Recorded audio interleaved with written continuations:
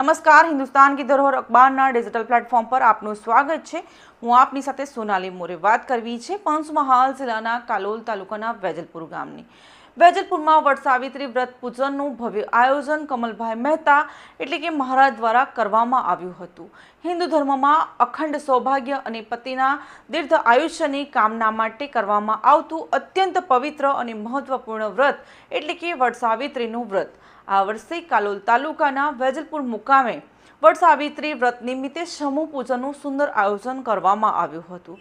આ વ્રતમાં વડના વૃક્ષનું વિશેષ મહત્વ હોવાથી મહિલાઓ દ્વારા વડદાદાની પૂજા અર્ચના કરીને પરંપરાગત રીતે ઉજવણી કરવામાં આવી હતી।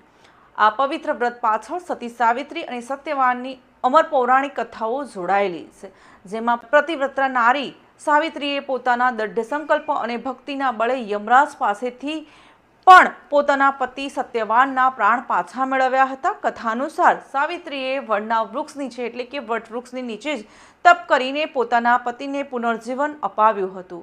શાસ્ત્રોમાં વડના વૃક્ષને ત્રિદેવ એટલે કે બ્રહ્મા, વિષ્ણુ અને મહેશનું સ્વરૂપ અને દીર્ઘ આયુષ્માનનું પ્રતીક માનવામાં આવે છે। આ દિવસે બહેનો વડના વૃક્ષને સૂતરનો કાચો દોરો વીંટીને પ્રદક્ષિણા કરે છે અને સુખ સમૃદ્ધિના આશીર્વાદ મેળવે છે।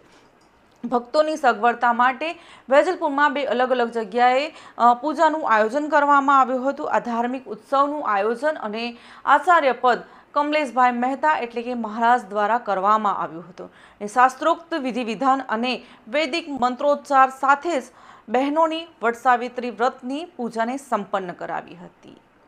આવા જ નવા ન્યૂઝની અપડેટ સાથે હું ફરી આવીશ, પરંતુ જો તમે ચેનલ પર નવા છો તો હિન્દુસ્તાન કી ધરોહર ચેનલને લાઇક, શેર અને સબસ્ક્રાઇબ કરવાનું તેમજ ઇન્સ્ટાગ્રામ પેજ અને ફેસબુક પેજને ફોલો કરવાનું ભૂલશો નહીં। નમસ્કાર।